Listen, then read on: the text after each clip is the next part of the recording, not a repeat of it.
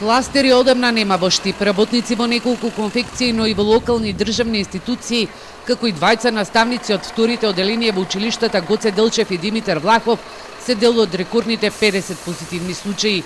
45 ученици од овие две училишта заминаа во изолација. Од општината велат дека се на терен, постојано прават дезинфекција во градинките, училиштата, како и на останатите јавни површини, со цел да се спречи ширењето на вирусот. Бројот на вработени низ институциите се преполовува.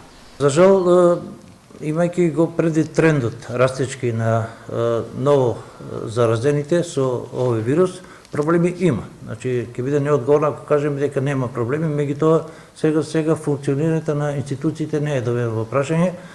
Сите институции функционираат, можеби со намален интензитет, со одредени проблеми во работата, меѓутоа за среќа функционираат, се надевам дека така и ќе остане и покрај, пак ќе речам, овој неповолен растечки тренд кој што од ден во ден доведува до зголемување на бројот на позитивни на коронавирусот.